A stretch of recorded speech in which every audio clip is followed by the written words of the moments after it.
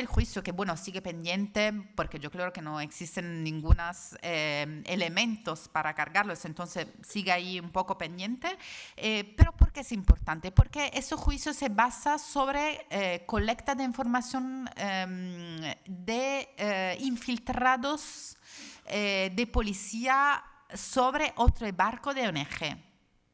Y dos personas que se hacen contratar por una otra ONG para entrar ahí y hacer informe, que luego se demuestran eso también muy falso.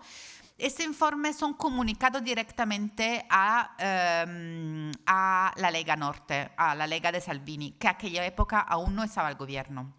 Entonces, comunicación con las políticas, comunicación con las policías. Entonces, bueno, yo digo siempre, para trabajar sobre la solidaridad se utilizan herramientas de presión también de infiltración que ya conocemos mucho más con otro movimiento. Y aquella época también es encargado por ayuda a migración ilegal a padre Musiseray. Bueno, es un caro amigo, lo digo siempre, es un poco Elena Maleno de Italia. Padre Seray es un cura eritreo que, claro, está conectado con toda la comunidad eritrea porque hace un trabajo magnífico, estupendo, desde muchísimos años de apoyo a la comunidad eritrea que es detenida en el centro de internamiento líbico. Y, por supuesto, lo llaman, le dicen, esto hundiendo, esto en dificultad en el mar. Y él, como siempre ha hecho, escribía en Facebook, llamaba a la Guardia Costera Italiana y siempre ha sido muy normal que la Guardia Costera Italiana iba a recoger las personas. Bueno, de repente eso es un crimen, el hecho de conectar con su propia comunidad y simplemente informar que un naufragio se está produciendo. Algo de absolutamente normal. Entonces, bueno, eso es, acuerdo siempre esta naturalidad del acto de la solidaridad frente a una criminalización que es completamente desproporcionada. En esta época llega también una discusión sobre un código de conducta. También eso es una herramienta por la ONG que hacen salvataje para dejar pensar un poco una idea de que hacéis mal, entonces tenemos que encuadrar vuestra acción, tenemos que acordarnos con una regla. Bueno, claro, la ONG decía, ¿por qué ese código de conducta? Nosotros respondemos a lo que nos dice la Guardia Costera Italiana desde siempre. No necesitamos ningún código de conducta. Ahí se empieza a hablar de la responsabilidad de los países de bandera, por eso también la expresión con España sobre Open Arms. Pero, ¿dónde es el punto político? En aquella época, cuando dijo la gira, los menos 80%, es que ahí se desarrolla las políticas de... Bueno, ya existía, pero existía desde el 2 de febrero del 2017 un acuerdo entre Italia y Libia. Pero ahí es donde Italia pone todo su esfuerzo por externalización de frontera en Libia. ¿Eso qué significa? Que de un lado se lleva a cabo una tratativa oficial con el gobierno Sarraj y con la... llamada Guardia Costera Líbica, y de otro lado se están de manera informal pagando las milicias que controlan el tráfico de ser humano. Entonces, bueno, de hecho, la Guardia Costera Líbica es mezclada a estas mismas milicias, como ya se ha muchas veces demostrado. Entonces, la criminalización de la solidaridad es una estrategia, es una herramienta más en mano al gobierno italiano para externalizar control de frontera. ¿Cuál es el objetivo? Echar la ONG, que no solo salvan vida humana, pero también son testigos muy incómodos de lo que está pasando en el Mediterráneo, bloquear la Guardia Costera Italiana y, de hecho, dejar todo en mano a los líbicos. Esto es lo que ha pasado. Eso es lo que ha llevado a menos 80% de llegada en Italia. ¿Por qué menos 80%? Porque, claro, los traficantes de Libia, en conexión con el gobierno italiano, han bajado la salida y, bueno, cogiendo el dinero con la multiplicación de los centros de internamiento, entonces deteniendo los migrantes, vendiendo los migrantes, siguiendo torturando los migrantes, y lo poco que salían eran devueltos por los guardias costeros líbicos, porque el objetivo es nadie más que los líbicos en el mar. Así que nadie sale porque negocio con los traficantes. Lo poco que salen son devueltos por la Guardia Costera Líbica, que también son muy amigos de las milicias o en todo caso mezclados a la milicia. Eso es la estrategia. Entonces ahí vemos cómo desde algunos meses se estaba llevando a cabo, entonces desde febrero, la época de la firma del acuerdo con Libia, todo una medida para hacer pasar como criminales, o en todo caso, junto con los criminales, lo que salvan vidas humanas y externalizar completamente a los líbicos. Esta no era la época Salvini, esa era la época del gobierno del ministro de Interior Minniti. Entonces, bueno, voy a ver porque a veces cuando me pierde el tiempo. Sí, tengo 8 minutos. Vamos a la época Salvini.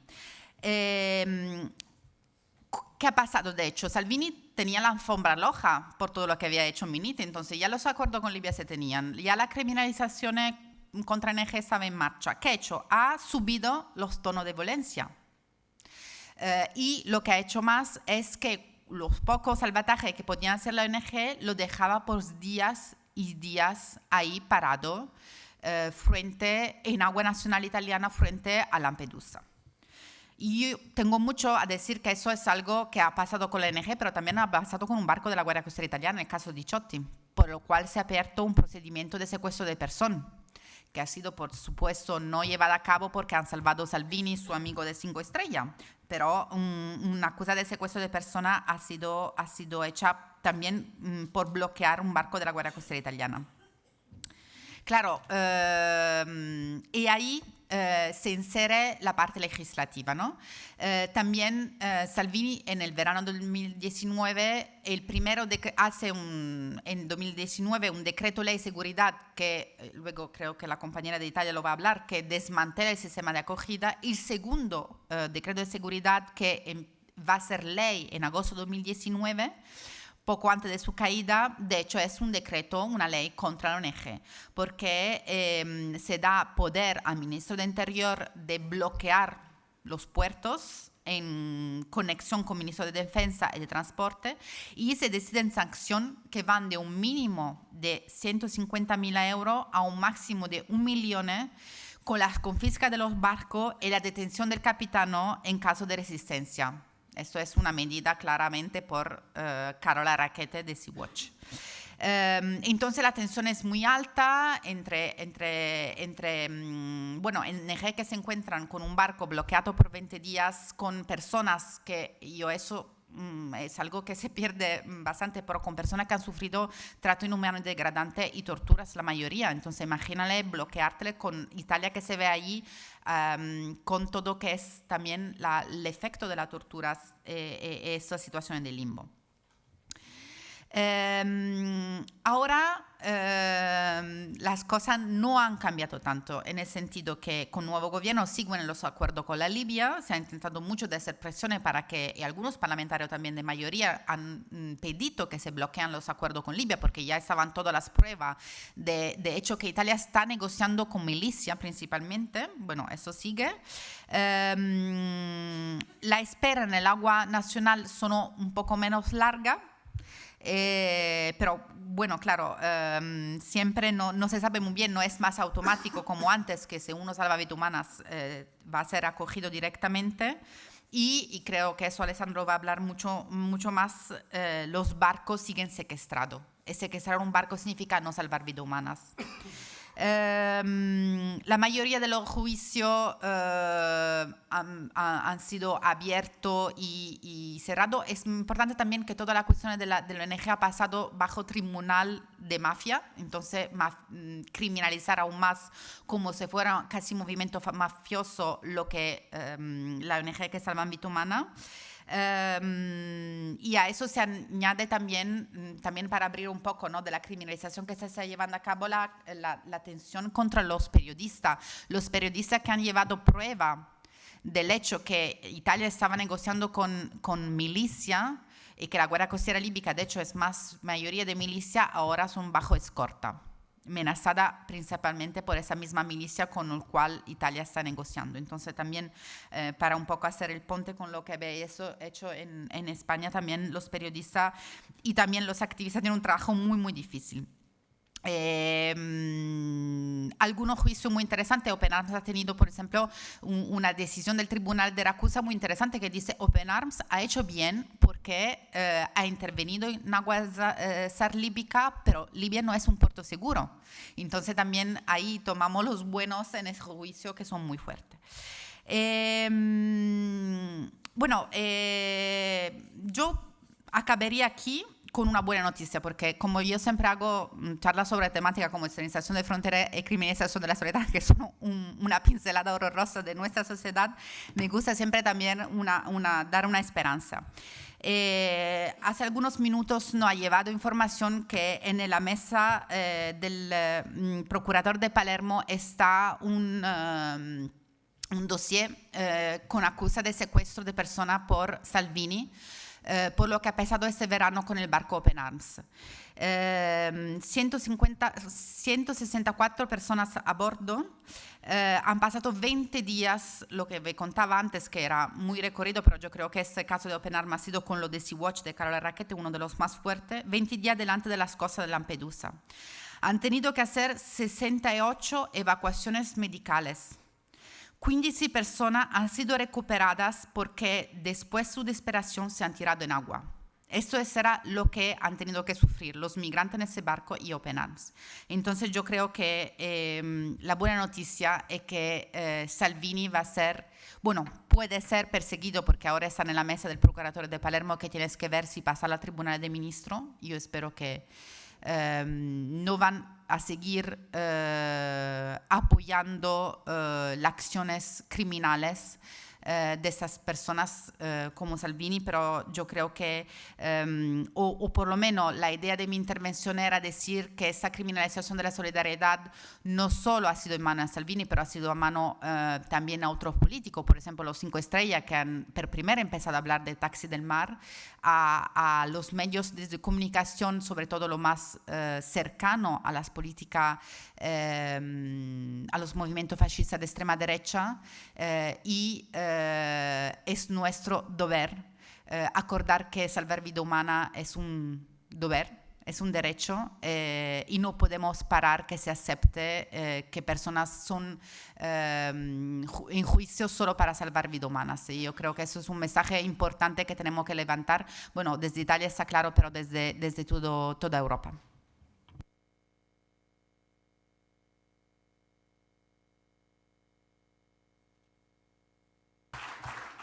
Bueno, muchas gracias, Sara.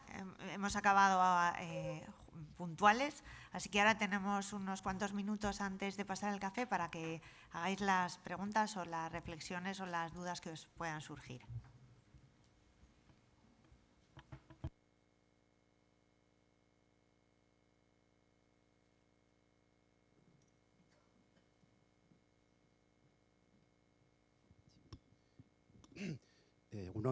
Bueno, lo primero, daros las gracias por las intervenciones. Yo creo que han sido muy sugerentes. Yo simplemente quería hacer un pequeño comentario, y no sé si luego tendréis una opinión, ¿no?, de cómo cuando se habla de la criminalización de la solidaridad, yo creo que también hay que incorporar la criminalización de los propios migrantes cuando hacen prácticas de solidaridad. Esto muchas veces yo creo que se olvida, y yo creo que esto tiene un encaje de racismo brutal, ¿no? Un racismo institucional y un racismo de los tribunales altísimos. Es decir, que parece ser que un migrante no puede llevar en coche a otras personas migrantes y pagar la gasolina a medias, porque se considera inmediatamente que esa es una práctica de tráfico de personas. Lo mismo que si un migrante que va en la patera y simplemente que los dueños de la patera le entregan el GPS, también esto ha sido considerado como un acto de tráfico ilegal. Yo creo que a eso también quien cierra el capó de un coche, ¿no?, o de una furgoneta para que vayan dentro para desarrollar o pasar a otro lugar, también inmediatamente es considerado como tráfico de personas. Yo creo que esto, destila un racismo bestial, ¿no?, como que no tienen la capacidad de las personas migrantes de realizar prácticas de solidaridad. Y creo que cuando hablamos de criminalización de la solidaridad, no solamente es de la gente, lo digo, no sé si entre comillas o sin comillas, externo, ¿no?, sino que también yo creo que tenemos que incorporar esta visión de cómo la capacidad que tienen los propios migrantes, o sea, de ejercer solidaridad. Son sujetos llenos de, o sea, sujetos políticos con capacidad de decisión. Y la otra cosa que quería añadir es también en criminalización de la disidencia, que lo habéis comentado muy bien.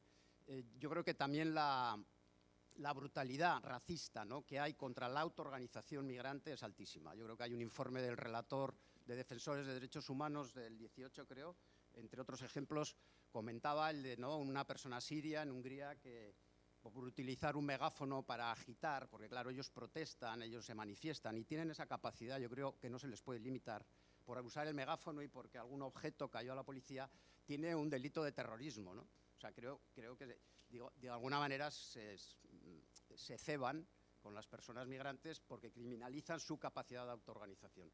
Termino, pero yo creo que esto conecta con lo que ayer Itziar Ruiz Jiménez nos comentaba muy bien de la biblioteca colonial, ¿no? Creo que esto es una práctica colonial bestial, porque yo creo que también se les criminaliza su capacidad de ser solidarios y no solamente se les criminaliza por el supuesto pase ilegal o por carecer de papeles. Nada más, es que ricasco.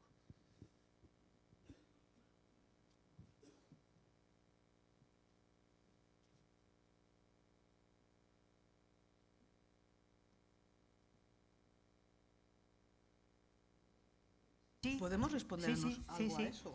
Y es que te agradecemos mucho, Juan, el comentario y efectivamente nosotros introdujimos en nuestro análisis el caso de como un caso más, el de los migrantes activistas, cuyo proceso de penalización además en muchos casos es todavía más agudo, más intenso, no sabría cómo decirlo, ¿no?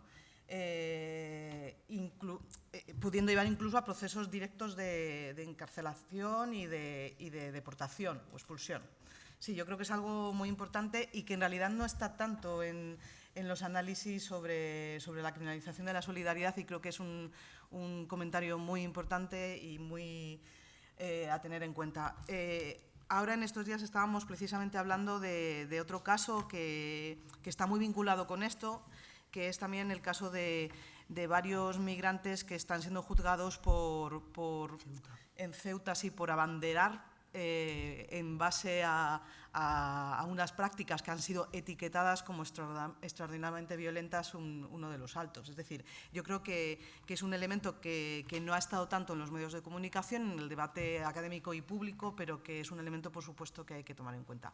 Y al hilo de esto, si me gustaría decir una cosa pequeña, y es que es una cosa que me preocupa, porque yo desgraciadamente soy muy pesimista, a pesar de que vosotros sois optimistas. Entonces, una cosa que me preocupa mucho es cómo, a pesar de todo, todavía en el caso español y en el caso italiano no estamos viendo a grupos, a milicias o grupos, digamos, neofascistas, no sé cómo calificarlos, que puedan o que están ayudando a los estados a perseguir migrantes dentro del territorio, pero eso es un proceso que se observa en varios lugares del mundo y que hay que tomar en consideración, ¿no? Tengo que decir que esto viene al hilo de dos experiencias personales que yo tuve como investigadora, una en el caso de los famosos Minutemen en Arizona, donde este grupo, esta milicia paramilitar o militar directamente ayuda al Estado, o ha ayudado tradicionalmente al Estado norteamericano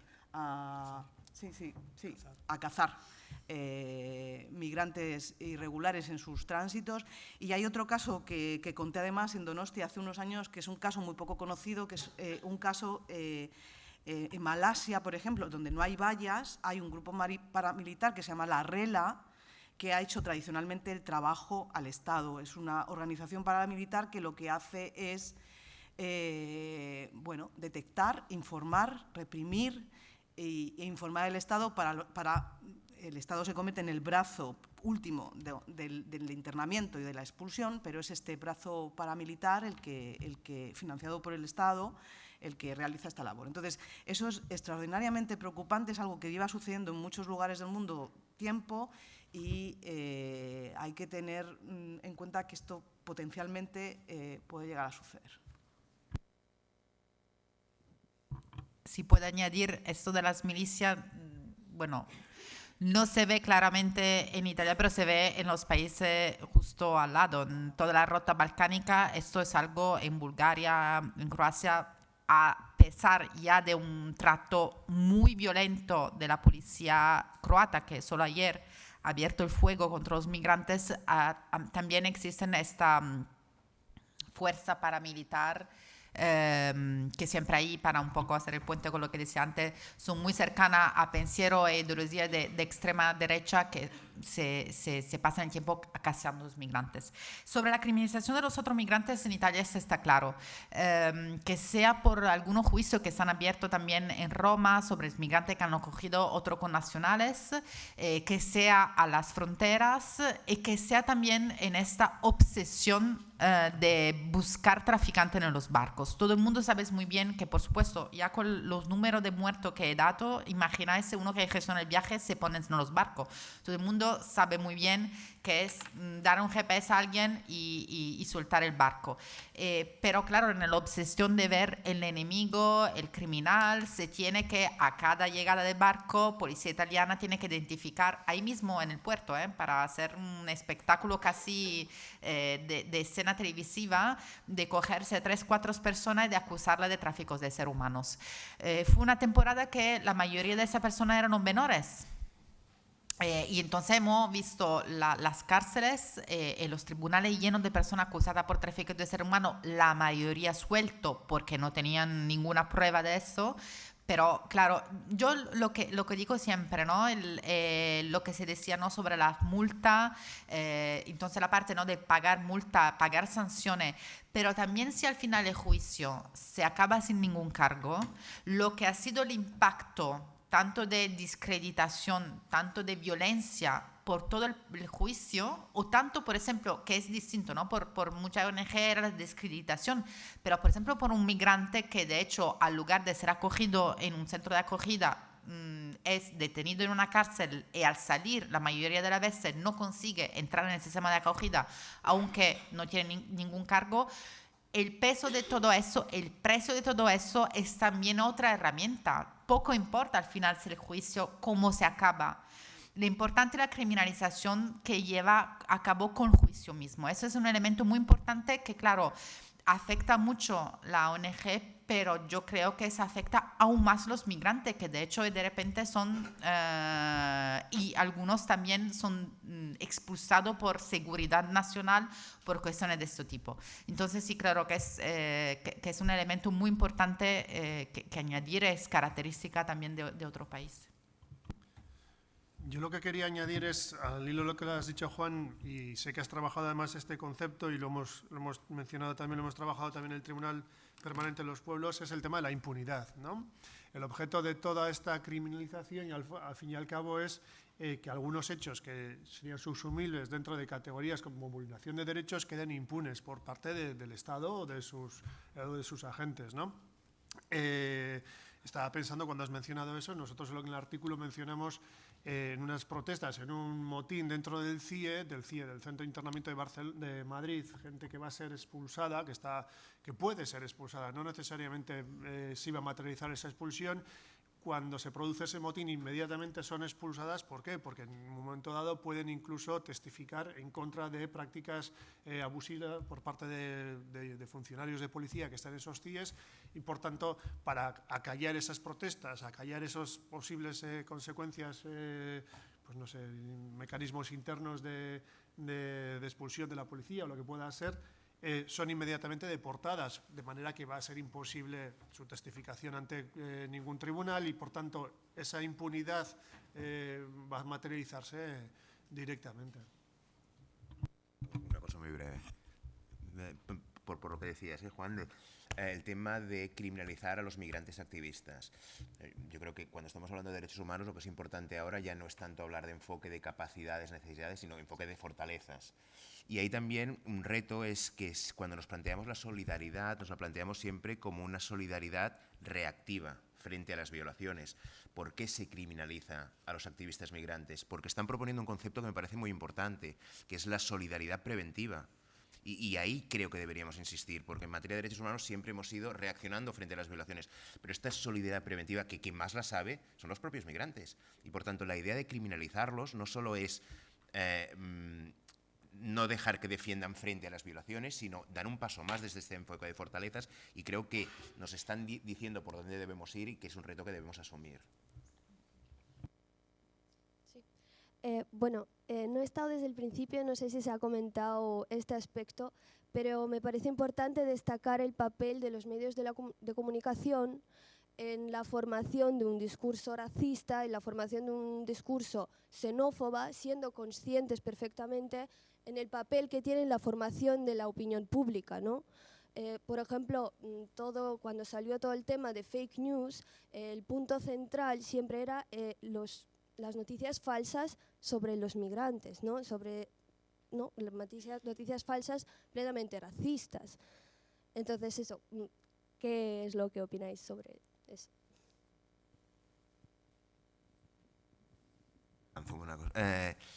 Sí, tienes razón, pero vayamos con cuidado. Es decir, porque ahora que Vox haya llegado a donde ha llegado, y todo el mundo está diciendo es gracias a los medios de comunicación. No, asumamos nuestra responsabilidad como sociedad, porque tenemos que asumir que es gracias a unas políticas que ya se estaban implementando antes, y también gracias a que no hemos sabido combatir sus discursos. No sé si desde ámbito político, ámbito de sociedad civil, pero yo esto ceñirlo todo a culpabilizar a los medios de comunicación es una postura fácil. Entonces, ¿hay que conversar o hay que discutir con un fascista? Yo creo que sí. Y sé que la mayoría está diciendo que no. No, creo que sí. ¿Por qué? Porque si no desmontamos sus argumentos, tienen todos los espacios posibles y no se han desgastado. Y cuando nos hemos dado cuenta han sido cuando ya estaban dentro del Parlamento. Entonces, aprendamos de esta lección. Sí.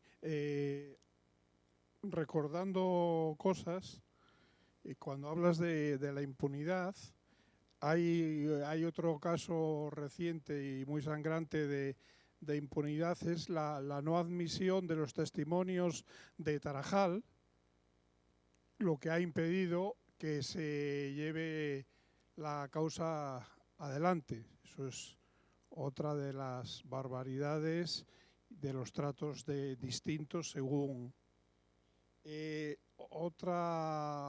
Por hacer otro recordatorio, hablamos de todos los muros en el mar, las vallas de Melilla, además, la situación en Ventimiglia, y hay unas vallas volantes, vallas móviles, muros móviles, que son los autobuses en las autopistas, que de repente son parados por la policía y se hace una selección de viajeros, que todos han pagado el billete, pero unos viajeros pueden continuar y otros no.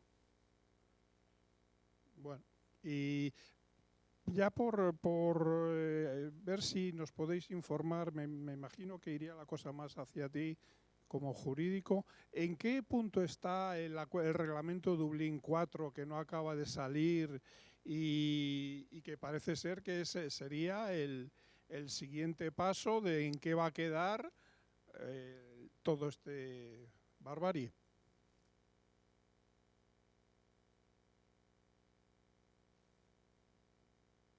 No lo sé.